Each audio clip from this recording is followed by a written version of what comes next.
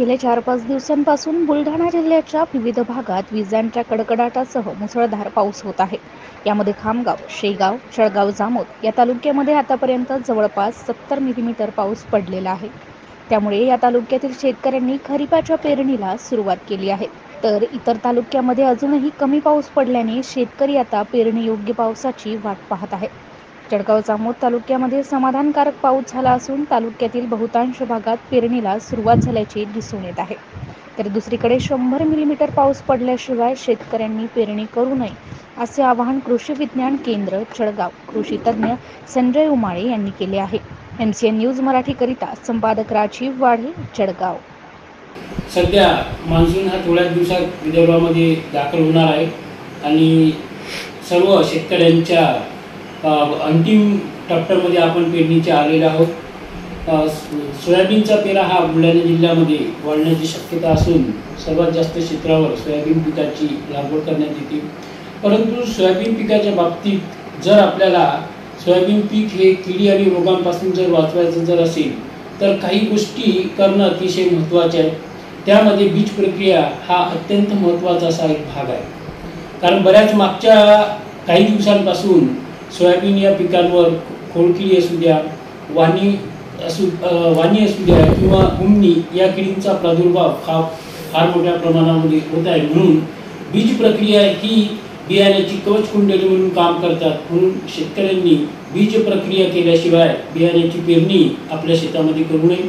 ही बीज प्रक्रिया 2 प्रकारच्या औषधांची बीज प्रक्रिया आपल्याला करायची आहे, रासायनिक औषधांची आणि जैविक औषधांची।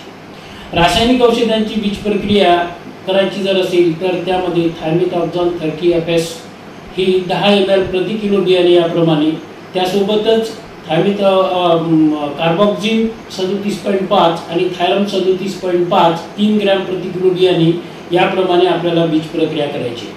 प्रथम थायरम 37.5 आणि कार्बोक्झिन 37.5 याचं बाजारामध्ये व्हिटामॅक्स पॉवर नावाचे एक औषध येते, त्याची 3 ग्रॅम प्रति किलो बियाण्याप्रमाणे बियाण्यावर आपल्याला ते टाकायचं आहे।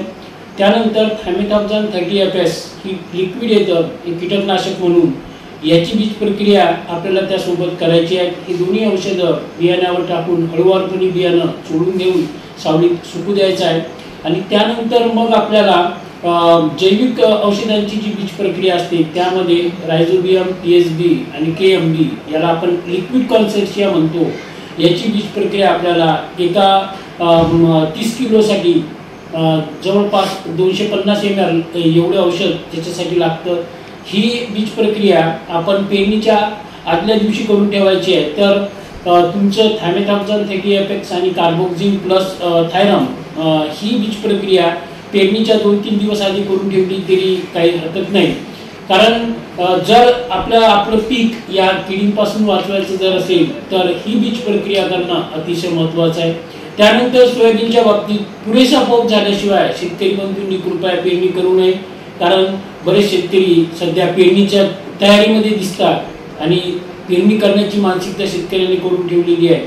परंतु 100 मिलीमीटर पाऊस झाल्याशिवाय जवळपास 9 इंच ते 1 फुटापर्यंत ओल गेल्याशिवाय कृपया पेरणी आपण करू नये।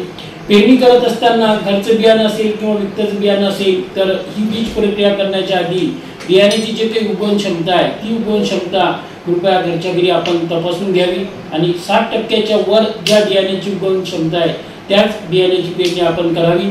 पेरणी करत असताना पेरणी जास्त खोलीवर करू नये। सोयाबीनची उथळ पेरणी जी आहे 3 ते 5 सेंटीमीटर खोलीपर्यंत सोयाबीनची पेरणी करावी, कारण जेणेकरून आपल्या सोयाबीन या पिकाची उगवण ही चांगल्या प्रकारे होईल। एवढी जरी आपण सोयाबीनच्या बाबतीत काळजी सध्या पेरणीच्या आधी जरी घेतली तरी आपल्याला आपलं पीक हे किडी